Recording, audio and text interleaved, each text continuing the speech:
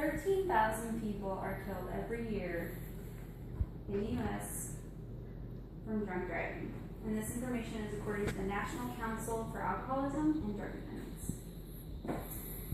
Death and getting arrested for DUI, driving under the influence, or DWI, driving while intoxicated, are not the only risks that are involved with drunk driving. Sometimes you live through it. My name is Janelle France, and this is a very important issue, and it always has been for me, because in 2006, my Aunt Deanna thought it was okay to drive home after a few drinks from a bar, and she was wrong. She ended up running into somebody's house, and she was in a coma for 3 months. When she awoke from that coma, every day she had to keep remembering that she had lost her mother. Her mother was deceased. She had lost her marriage. She was already separated when this happened. So she thought she was married, she thought she still had her mom, and she had to deal with that every single day. Luckily, nobody else was hurt in this particular accident, but unfortunately, in many other cases, many innocent people are hurt and do get killed. The driver is not the only person affected by drunk driving. On average, 2 out of 3 people will be involved in a drunk driving accident in their lifetime, and that is according to the Mothers Against Drunk Driving website. 74% of the alcohol-related occupant deaths in Pennsylvania in 2012 were drivers, meaning that 1/4 of these were passengers and people in the other vehicles. Children are innocent victims of drunk driving.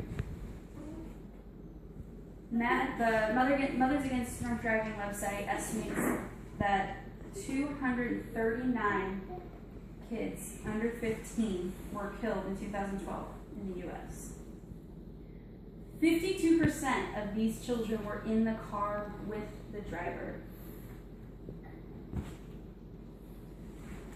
Driving drunk is not just deadly, but it's illegal. There are other consequences.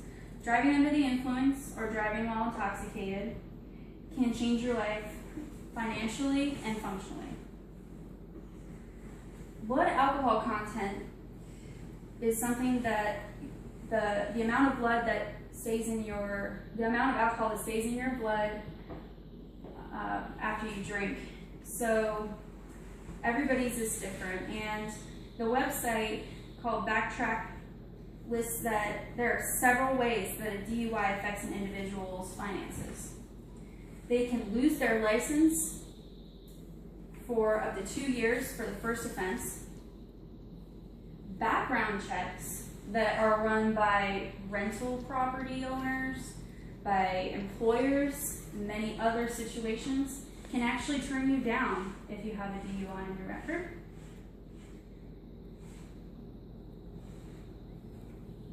Auto insurance rates can triple or double depending on which company you're using, and the average cost to the individual ranges from state to state as far as DUIs are concerned. In Texas, the cost to the individual can be $9,000 to $24,000, according to the DUI and DWI Foundation. This foundation also estimates that the overall public cost of drunk driving accidents is $114.3 billion to date. There's only one way to be safe from the physical, emotional, and financial consequences of drinking and driving, and that is to not allow it to occur. If you're not staying the night at the place that you plan on drinking, find somebody that you can designate and depend on to follow through with their responsibility not to drink, so that they can drive everybody safely home.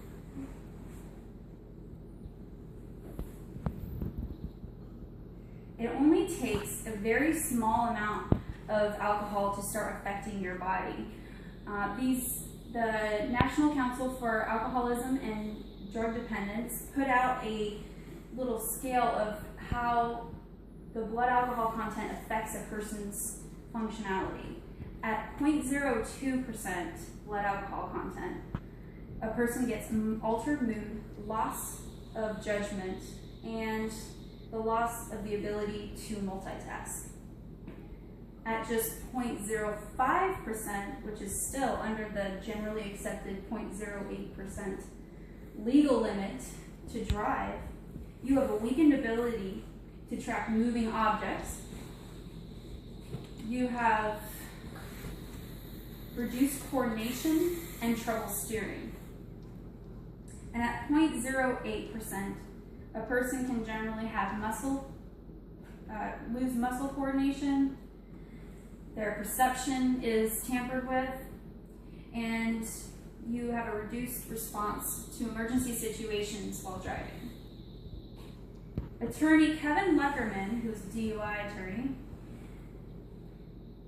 he recommends that you throw out the 1 drink per hour rule. Some people think that you can just drink 1 per hour, it'll wear off, it'll be fine.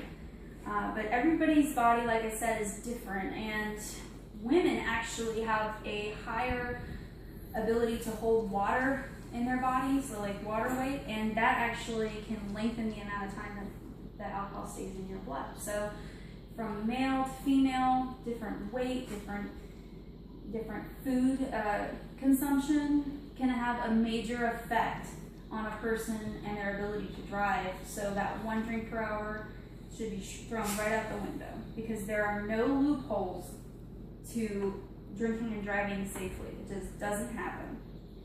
Drinking and driving will kill somebody today. There are families all across the nation right now during this holiday season that are going to be missing a family member. Survivors are feeling the effects and the consequences of their actions and of the events if they have been victimized every single day. And people who have been arrested for DUIs and DWIs are still seeing the daily functionality and financial problems that can come from getting a DUI and from drunk driving.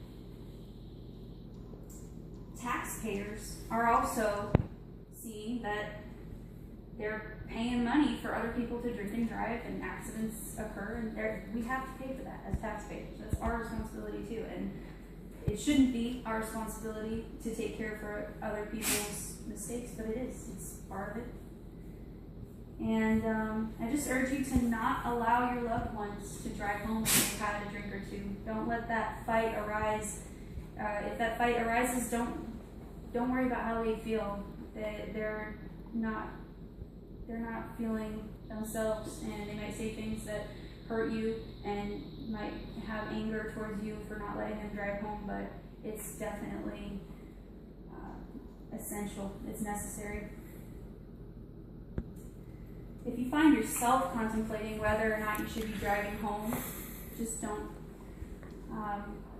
You need to ask yourself that question: is this all worth it? Is putting lives of yourself, your family, other families in jeopardy? And I think that the honest answer to that is always going to be no.